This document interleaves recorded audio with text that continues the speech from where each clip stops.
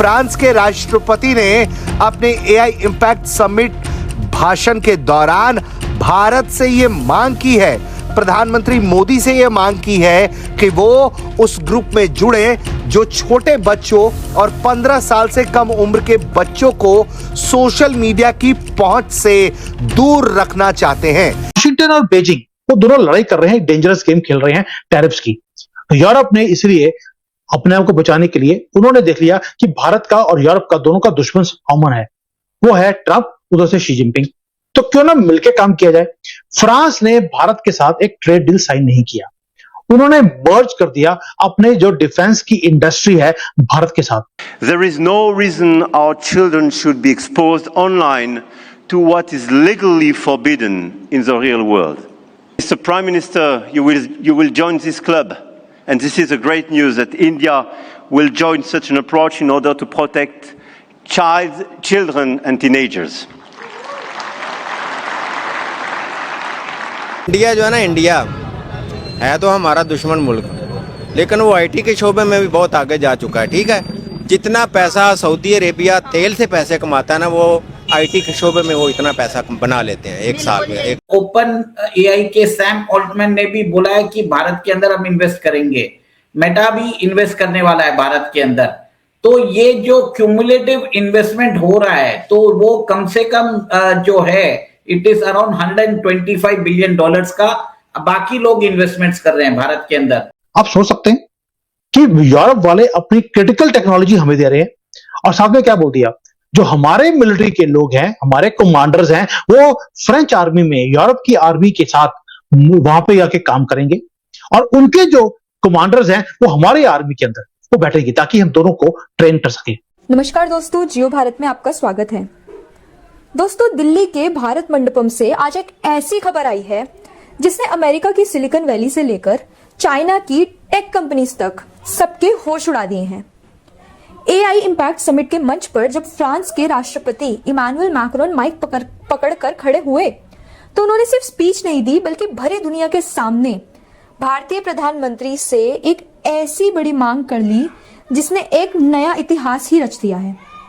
Macron ने सीधे शब्दों में बिग टेक कंपनीज को चेतावनी देते हुए कहा कि कोई भी देश सिर्फ एक बाजार नहीं है जहां कोई भी विदेशी कंपनी आए, अपना सामान बेचे और हमारे नागरिकों का डेटा चुरा कर ले जाए। लेकिन दोस्तों, सबसे बड़ा धमाका तो इसके बाद हुआ।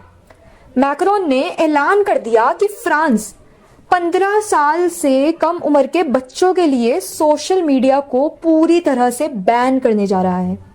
और उन्होंने सबके सामने पीएम मोदी की तरफ देखकर कहा कि मुझे विश्वास है कि भारत भी इस क्लब को ज्वाइन करेगा और हमारे इस मिशन का हिस्सा बनेगा। सोचिए, जब दुनिया के सामने फ्रांस का लीडर भारत से ऐसी ग्लोबल लीडरशिप की उम्मीद कर रहा है तो इसका टेक वर्ल्ड पर क्या असर पड़ेगा। आज के वीडियो में हम देखेंगे कि कैसे मैक्रोन और भारतीय प्रधानमंत्री जी कि ये जोड़ी दुनिया के सामने सबसे बड़ी टेक मोनोपोली को तोड़ने जा रही है। वाशिंगटन और बीजिंग वो दोनों लड़ाई कर रहे हैं, डेंजरस गेम खेल रहे हैं टैरिफ्स की। यूरोप ने इसलिए अपने आप को बचाने के लिए उन्होंने देख लिया कि भारत का और यूरोप का दोनों का दुश्मन कॉमन है, वो है ट्रंप, उधर से शी जिनपिंग। तो क्यों ना मिलकर काम किया जाए। फ्रांस ने भारत के साथ एक ट्रेड डील साइन नहीं किया, उन्होंने मर्ज कर दिया अपने जो डिफेंस की इंडस्ट्री है भारत के साथ। आप सोच सकते हैं कि यूरोप वाले अपनी क्रिटिकल टेक्नोलॉजी हमें दे रहे हैं और साथ में क्या बोल दिया, जो हमारे मिलिट्री के लोग हैं, हमारे कमांडर्स हैं, वो फ्रेंच आर्मी में, यूरोप की आर्मी के साथ वहां पे जाके काम करेंगे और उनके जो कमांडर्स हैं वो हमारी आर्मी के अंदर वो बैठेगी ताकि हम दोनों को ट्रेन कर सके। ये क्रिएशन होगा एक नया यूरो इंडियन फोर्ट्रेस, एक किला जिसको कोई तोड़ नहीं सकता। दोस्तों, ये पूरा का पूरा जो जियो पॉलिटिकल मिलिट्री पावर है उसको रीराइट कर दिया, बैलेंस ऑफ पावर को शिफ्ट कर दिया। क्यों? दो चीजें हैं जो टूट रही हैं। यूरोप ने हमेशा ही हमें एक सप्लाई चेन के लिए यूज किया, कभी डैशबोर्ड चाहिए भारत से ले लो, चाइना से ले लो, या हमें मार्केट की तरह यूज किया जहां पर वो अपने सामान को हमारे यहां पर बेचते थे। भारत अपने जो वेपन्स हैं वो खुद नहीं बनाता था, हमेशा रशिया से खरीदता रहा या फ्रांस से, यूरोप से हम खरीदते रहे। मेरे मुताबिक देखें, कोई भी मुल्क है ना, उसकी तरक्की की वजह होती है उसकी अवाम। अगर अवाम नहीं ठीक होगी तो ऑब्वियसली वो मुल्क तरक्की नहीं करेगा। अच्छा, अब इंडिया की तरफ अगर वो जा रहे हैं तो ऑब्वियसली कोई ना कोई उनकी प्रेजेंटेशंस होंगी, कोई बिजनेसेस वगैरह लेके आ रहे होंगे, तो ऑब्वियसली ऐसे ही है। आप हाँ जी जी, तो ये ऑब्वियसली हमारी ही गलती है, या अवाम की कह लें या हुक्मरानों की कह लें कि उनकी ही गलती है कि कोई और आपके पास प्रपोजल लेके क्यों नहीं आ रहा। क्यों नहीं आ रहा प्रपोजल लेके? उधर इतनी बड़ी एआई समिट हो रही है, इतनी बड़ी एआई समिट पहले यूके वगैरह में हुई थी, जो कि अब इंडिया में हो रही है। सुपर पावर को कम्पीट करने के लिए वो तैयार खड़े हैं और हम उनके साथ आजाद हुए थे, अभी तक इधर ही है।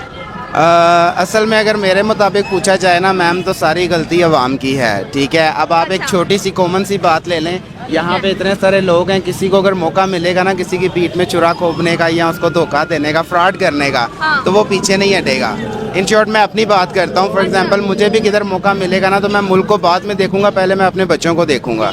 तो मेरे ख्याल से सिर्फ यही एक रीज़न है कि हमारी अवाम भी ख्याल नहीं करती। लेकिन वो लोग तो मुल्क का ख्याल करते हैं। मोदी जी जो है वो अपनी अवाम का इंटरेस्ट पहले देखते हैं। ऐसी क्या वजह है? उधर भी इंसान है, इधर भी इंसान है।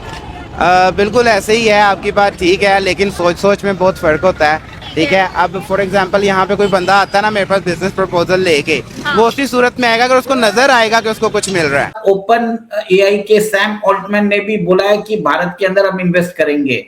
मेटा भी इन्वेस्ट करने वाला है भारत के अंदर। तो ये जो क्यूमुलेटिव इन्वेस्टमेंट हो रहा है, तो वो कम से कम जो है इट इज अराउंड $125 बिलियन का बाकी लोग इन्वेस्टमेंट्स कर रहे हैं भारत के अंदर। ये $100 बिलियन जो इन्वेस्टमेंट कमिटमेंट अदानी ने दिया है, उसके अलावा बाकी कंपनीज ने भारत के अंदर इन्वेस्टमेंट करने का उन्होंने कमिटमेंट दिया है। अब अदानी अगर $100 बिलियन इन्वेस्ट करता है तो भारत के अंदर $250 बिलियन की एक इंडस्ट्री खड़ी हो जाएगी। जो डेटा सेंटर्स होते हैं उसके लिए जब वो डेटा सेंटर्स आप बनाते हो तो वो बहुत बड़े एरिया में बनते हैं और इसके कारण बहुत सारी एलाइड इंडस्ट्रीज को फायदा होता है।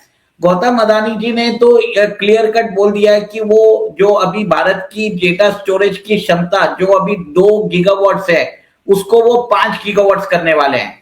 उन्होंने ये भी बोल दिया है कि हमारा जो पार्टनरशिप है हम गूगल के साथ कर रहे हैं, हम माइक्रोसॉफ्ट के साथ कर रहे हैं और फ्लिपकार्ट के साथ करने वाले हैं, जिसके कारण देश के अंदर बाकी एलाइड इंडस्ट्रीज जैसे टेलीकॉम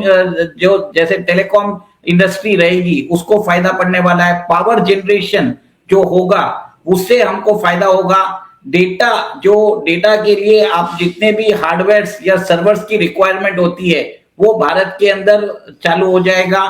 फिर उन्होंने ये भी बोला है कि बहुत सारे जॉब्स भी चालू हो जाएंगे। अंबर जी, सबसे बड़ी बात है कि उन्होंने ये बोला है कि हम हमारे जो स्वदेशी LLMs है उसको हम अभी प्रोत्साहन देने वाले हैं। तो दोस्तों, मैक्रोन के इस बयान की असली जियोपॉलिटिकल और सोशल मतलब समझना बहुत जरूरी है। उन्होंने एक बहुत भारी बात कही है कि बच्चों को बचाना कोई रेगुलेशन नहीं, ये हमारा सिविलाइजेशन को बचाना है। आजकल इंस्टाग्राम, फेसबुक और दूसरे प्लेटफॉर्म्स पर जिस तरह के AI और डिजिटल अब्यूज बढ़ रहे हैं उसने हर पेरेंट की नींद उड़ा दी है। फ्रांस, ग्रीस और स्पेन इस पर बहुत स्ट्रिक्ट एक्शंस ले रहे हैं और अब मैक्रोन ने सीधा बॉल PM मोदी के कोर्ट में डाल दी है।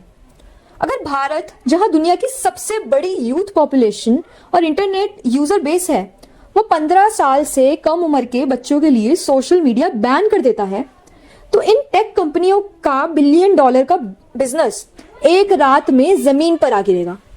ये मार्क जकरबर्ग और इलोन मस्क जैसे लोगों के लिए सबसे बड़ा झटका होगा। एक और बड़ा जियोपॉलिटिकल मास्टर स्ट्रोक इस वीडियो में छिपा हुआ है। मैक्रोन ने याद दिलाया कि फ्रांस के पास G7 की प्रेसिडेंसी है और भारत के पास ब्रिक्स की प्रेसिडेंसी है। यानी एक तरफ अमेरिका और यूरोप का सबसे ताकतवर ग्रुप है, तो वहीं दूसरी तरफ एशिया और ग्लोबल साउथ का सबसे ताकतवर ग्रुप। अगर ये दोनों मिलकर नए टेक रूल्स बनाते हैं तो अमेरिका या चाइना की दादागिरी हमेशा के लिए खत्म हो जाएगी। ये न्यू इंडिया की पावर है, जहां दुनिया के लीडर हमें रूल फॉलो करने को नहीं बल्कि रूल्स बनाने के लिए आमंत्रित कर रहे हैं। अगर आपको भी लगता है कि भारत को सच में 15 साल से कम उम्र के बच्चों के लिए सोशल मीडिया बैन कर देना चाहिए, तो कमेंट सेक्शन में बैन सोशल मीडिया और अपनी राय जरूर बताएं। आप सभी को मालूम ही होगा जो हाल ही में ग्रोक का केस हुआ था। सोशल मीडिया आजकल दिन पर दिन बहुत ही हानिकारक होता जा रहा है। अगर इस वीडियो को आपने पसंद किया है तो वीडियो को लाइक करें, शेयर करें और जियो भारत को सब्सक्राइब कर बेल आइकन को दबाना ना भूलें। जय हिंद।